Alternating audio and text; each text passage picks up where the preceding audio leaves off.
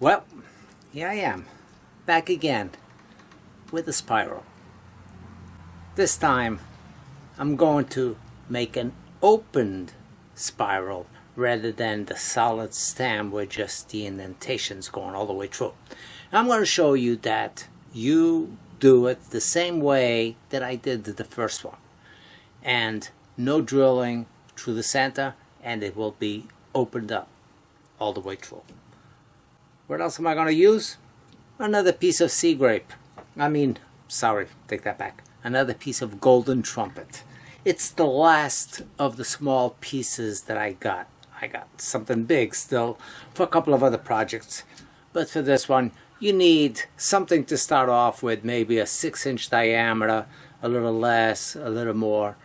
Between 5 and 7 inches. I would not go anything bigger than that, so it doesn't look offset. The length of it should be anywhere from 9 to 12 inches in length. I think what I got here is about 9 inches or so. Let me see. I got almost 10 inches on this particular one. So it will be a good length, but I still have to true up the ends and make a tenon. So I'll end up with around 9 inches overall.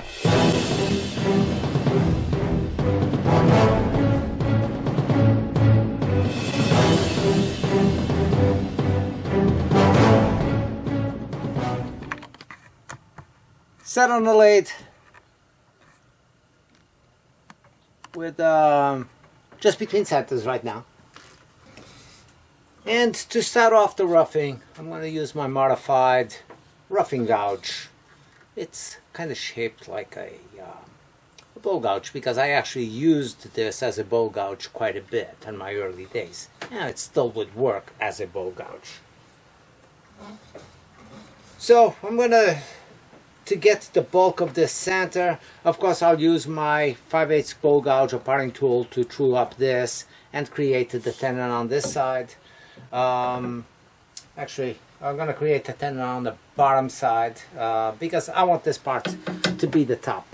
It has a little bit more interest than this one. So this will be the top, this will be the foot, that's what's going to take the tenon, and I'll be able to do the whole job pretty much the way it is set up right now.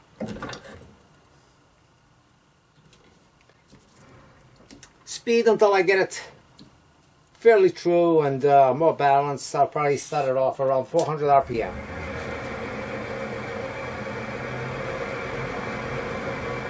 That's 500 RPM.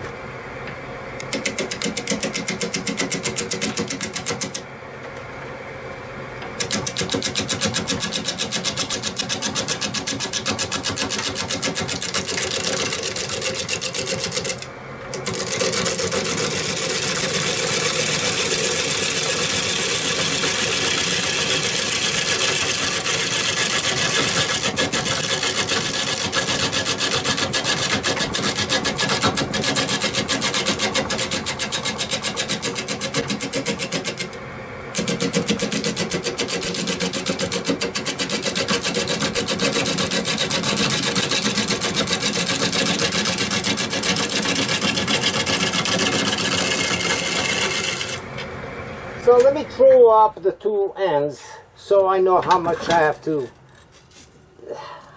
room I got over here on the bark area.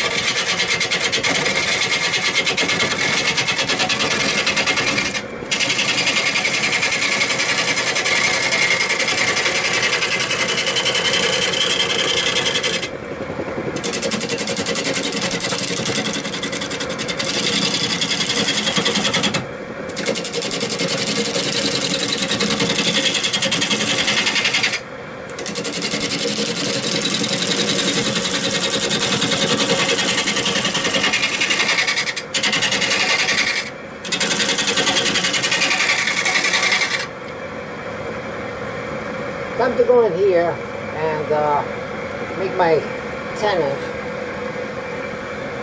to put it up into my jaws.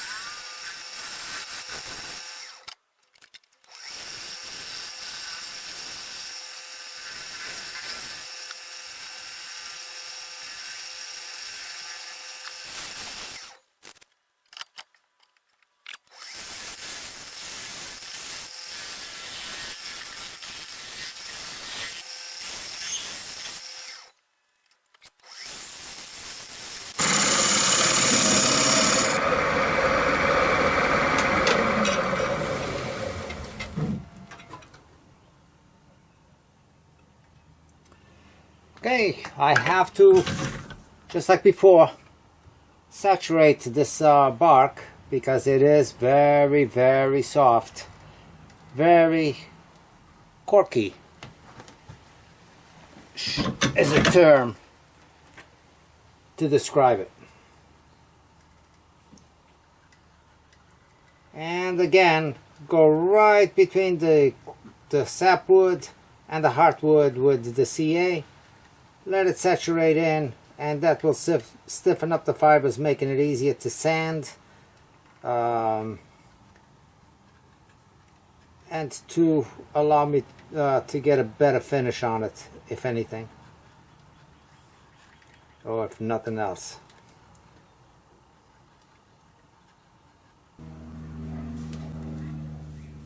Okay, my friends, I am back, and I'm back on the takeoff from yesterday where I left off this piece.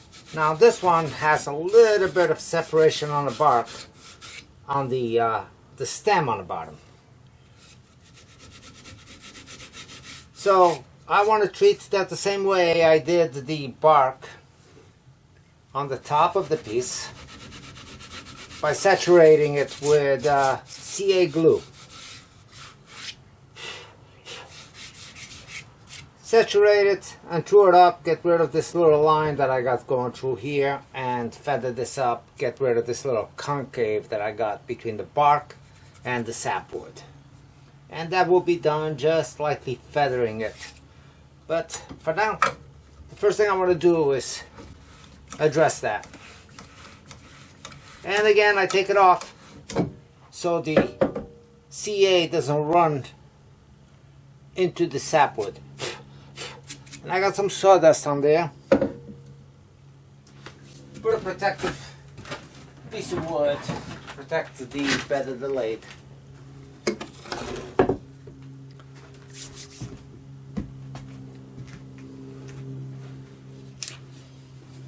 And again, just start it on the edge of the sapwood.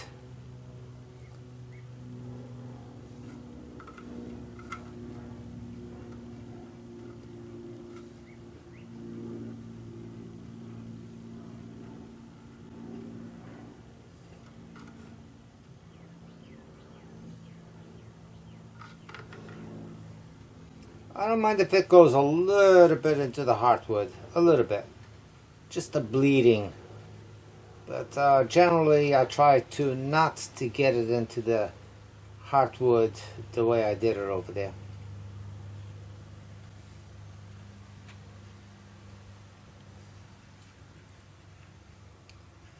Just blend it in.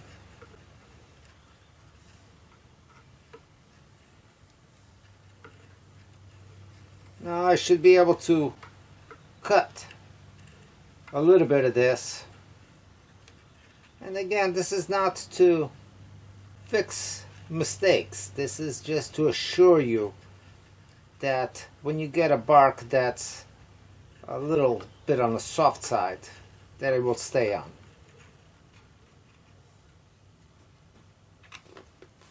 And there I go. That should be more than enough.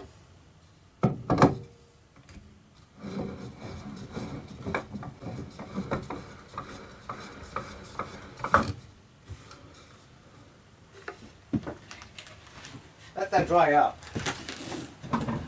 for a minute or so.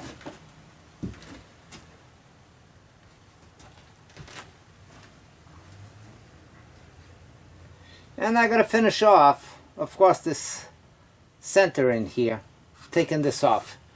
I don't want to lose this, so I'm going to be putting up my steady rest to finalize this.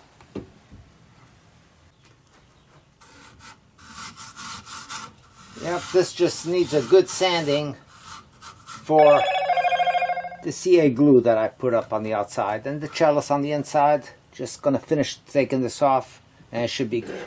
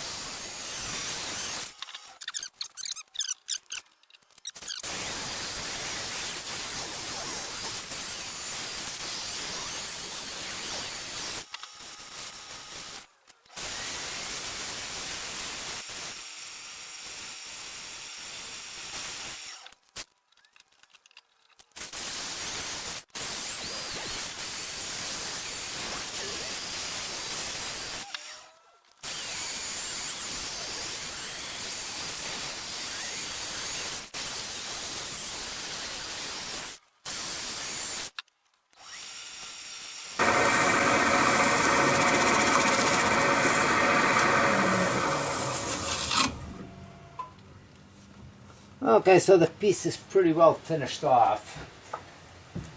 I'm going to do as much finishing as I can. So going in there with some Yorkshire grit and see what the wood is going to look like with just that. I'm not focusing on the stem because I'm going to be spiraling that, but I want to finish up the base and the very top. I want to do as much as I can to this piece so I don't have to rely on doing it after it's spiraled, because once it's spiraled this whole stem becomes pretty weak, easy to twist, well, that's how I lost the last piece, even though I was making very, very light cuts on it. And I knew, I knew from experience that I was not going to be able to do it. I knew that it was pressing my luck, but I'm one of those people, if I'm not happy with something, well, regardless of what the outcome is, I'm going to attempt to get it to where I want it to be. I don't settle for something too easily. Hard to believe considering what I do, which a lot of times could use a little bit of help. But I know that only because I know that my taste is not everybody else's taste. To me, it's fine the way I leave it. But to some of you, you might think different. Okay, polishing it up with the yoke at that final sanding. The lathe running at around 400 RPM. Sorry about that. 600 RPM.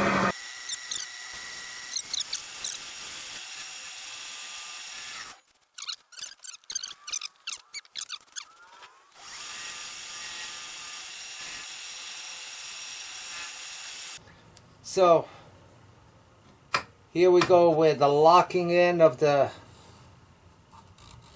it should be reading a little bit higher on the flat part than it does on the high part, because it's the nature of a taper.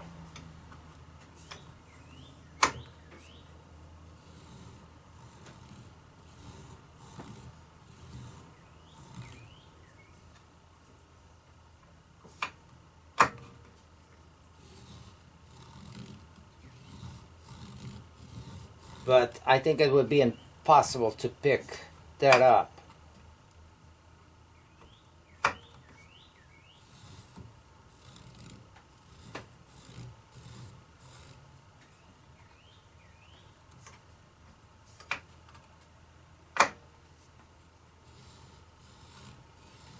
The spacings will be equal, regardless of the taper.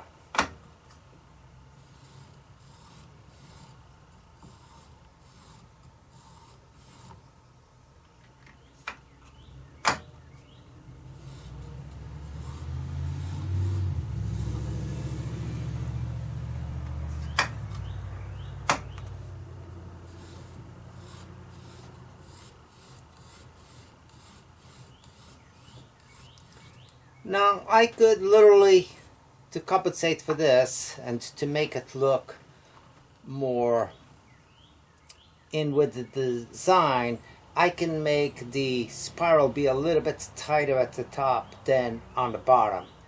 And I might do that. So, get the close to center mark on this.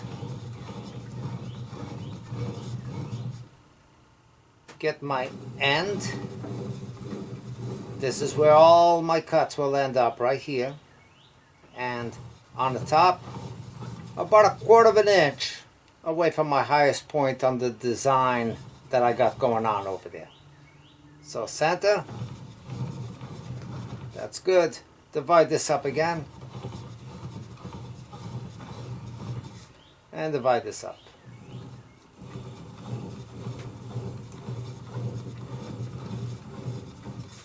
So I can literally go between, I can find these angles point to point without much of a problem.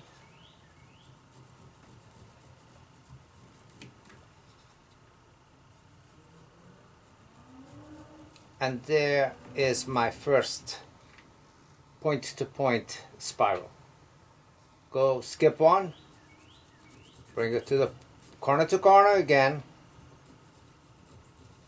I freehand these. It's easy enough to make a small adjustment on the pencil marks. And there goes. So skip one, go to the next.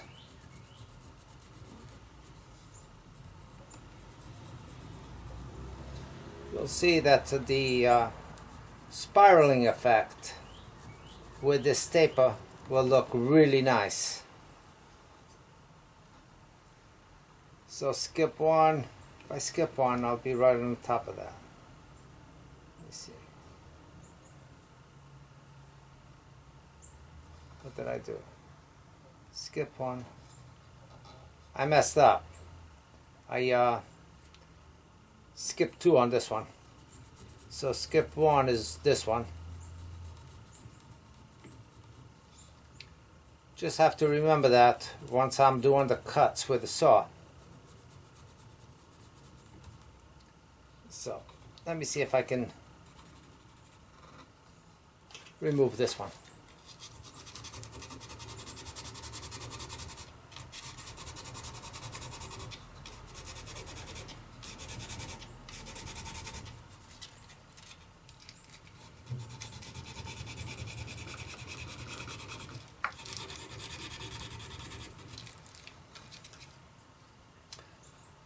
So there I go.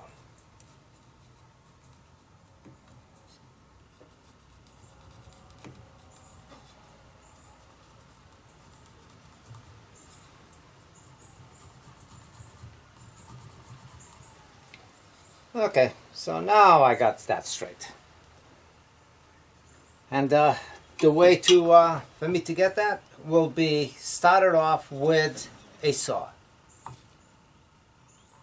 Point to point.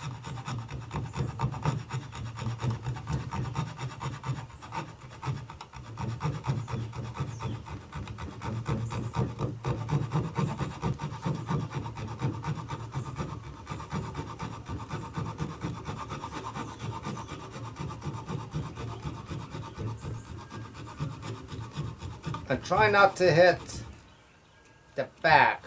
So not to hit it, you might have to come from the top down and work it in there. Now these cuts with the saw should be pretty deep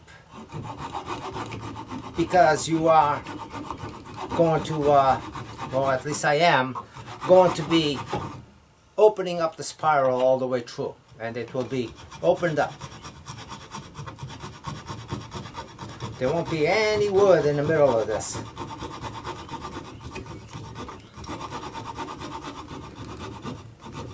Now literally, can do it this way. Can also go in there with a Dremel and really go in deep on these spirals. And I will be doing that in a little bit, and I will be using the saw cut as my guide.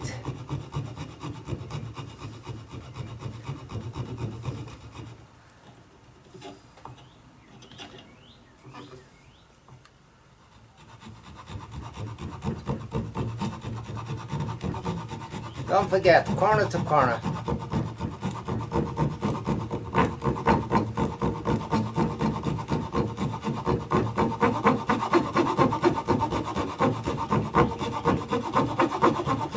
Your bezel line is there, but the saw actually helps you go to the corners better than the pencil lines.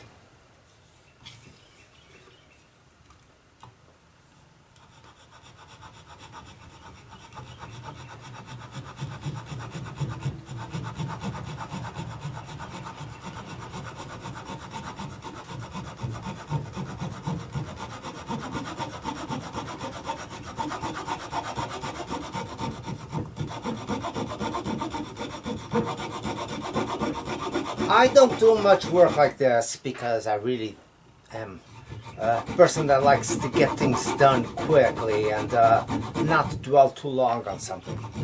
But there are certain things that for you to get them done right, you really have to be ready to take your time, and patience is needed for that. So I'll take my time with this.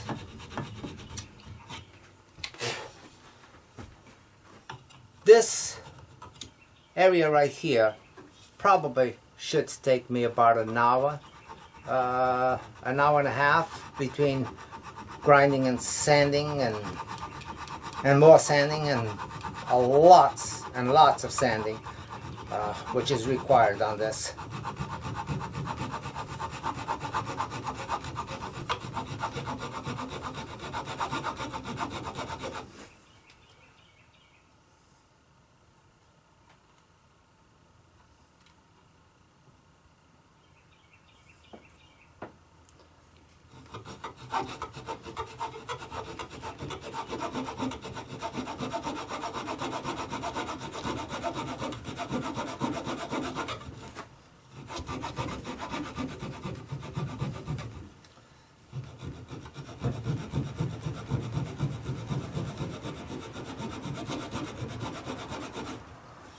So the 4 cuts are done.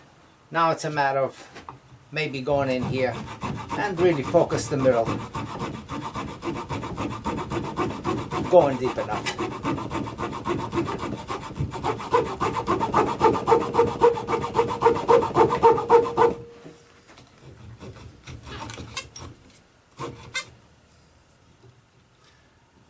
You got a lock. Put in a lock on your spindle.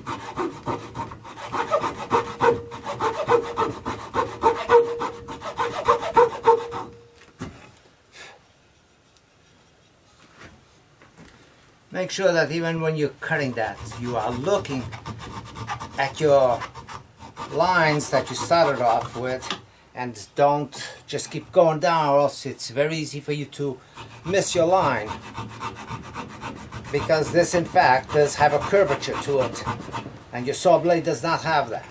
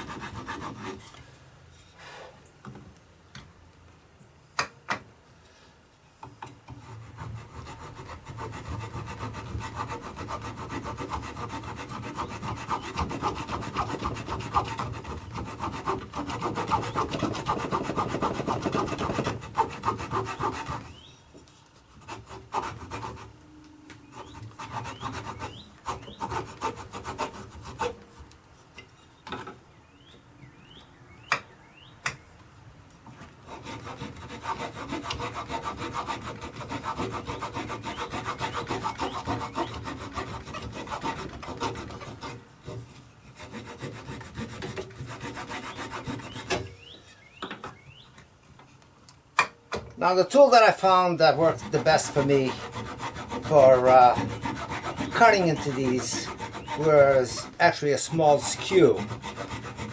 Don't have any carving tools, so at least I don't know where they are. I had a small set, which I've never used, so I don't know if it would actually do any good, but I'm assuming that would be a good choice, but a power tool will help a great deal as well. So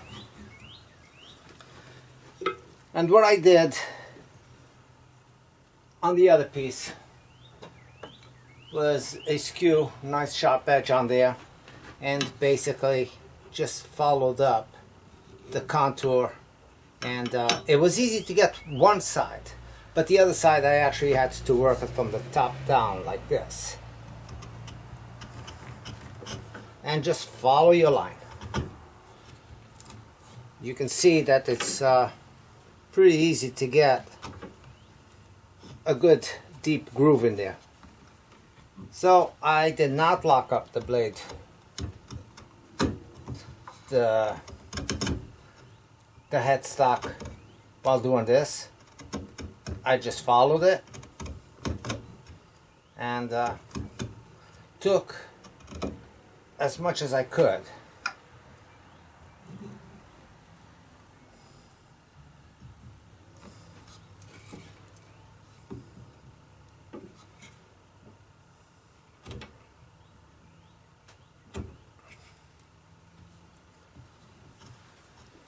I tried a small bowl gouge, see if it would help me any, but it didn't.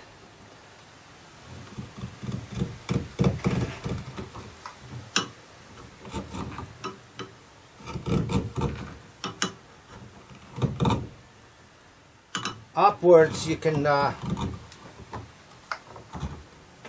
use this skew pretty well, but the other way you're going up into the grain, so it's easy for you to rip into it without wanting to. So that's one way that you can get your starting of your pattern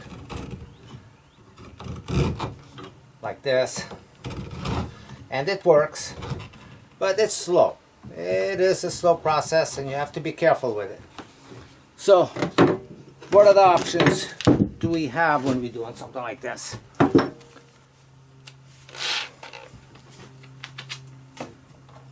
I find that if you got, let me see, there we go. If you got any one of these milling bits, which I got a whole set, you can go in there and it's pretty easy to follow up your guidelines and not worry about going deep.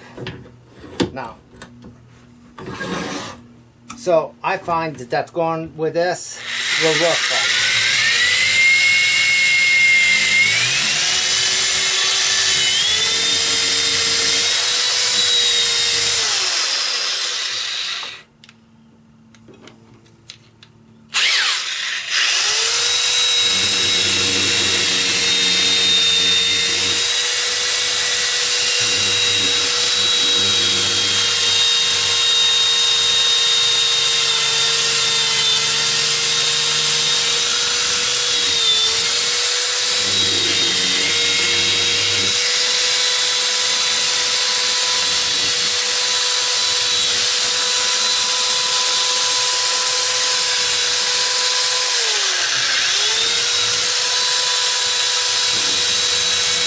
There's no fast way of doing this, but if there is one, this is probably the fastest way.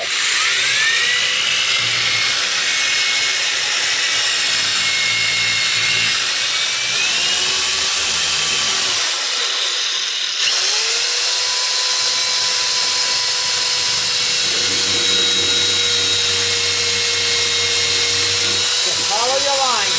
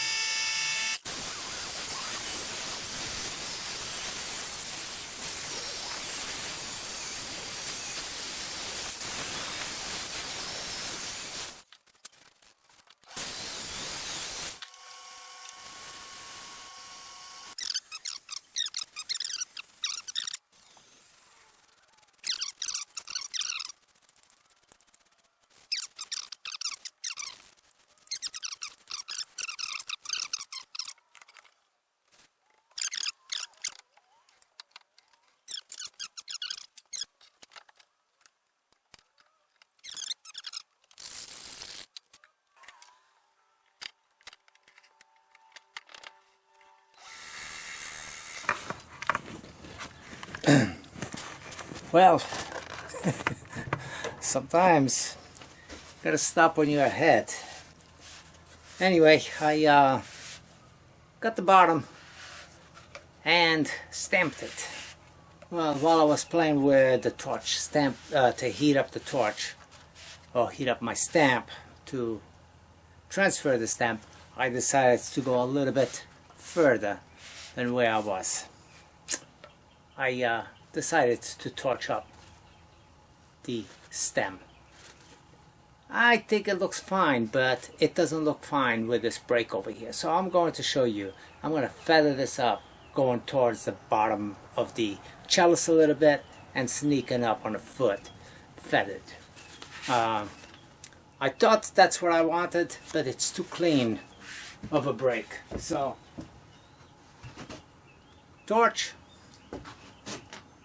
put it down,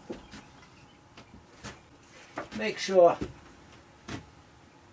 you got any flammables out of the way, very low on the torch, and just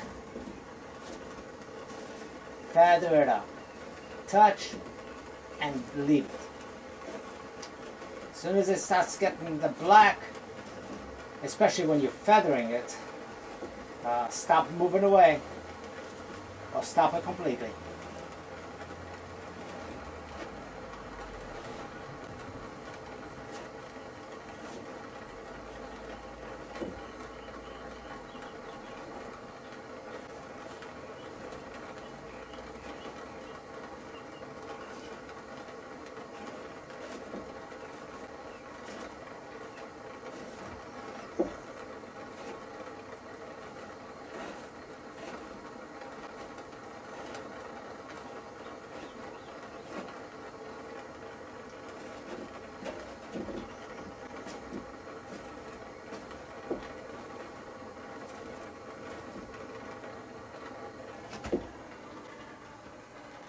Check it. See if you want to go any further. Lightly feather towards the top. Not much heat at all towards the top.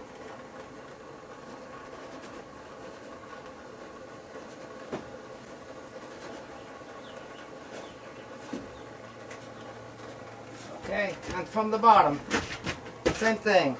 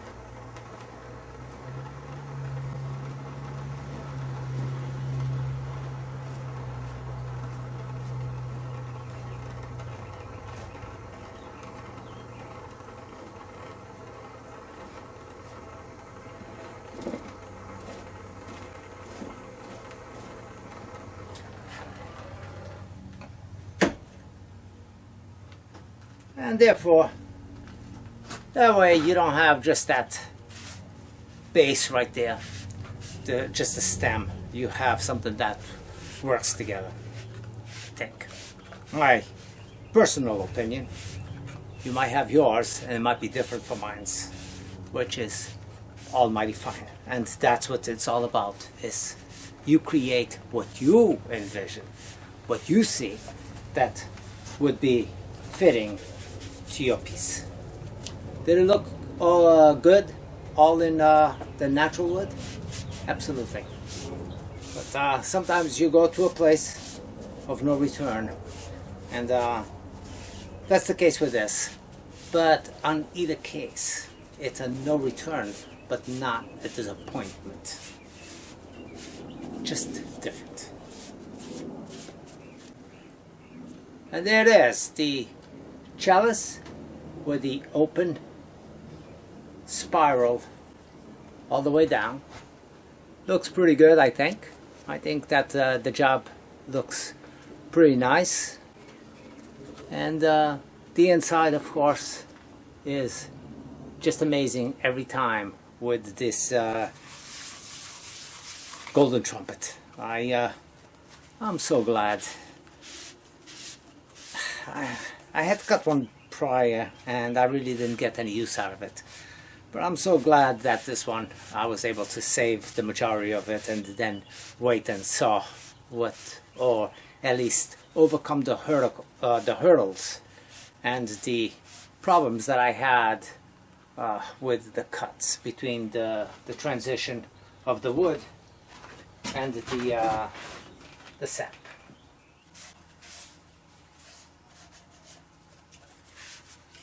Now don't forget, if you like it, please give me a thumbs up, and if you haven't subscribed, hit that subscribe button for some more amazing stuff that I occasionally do.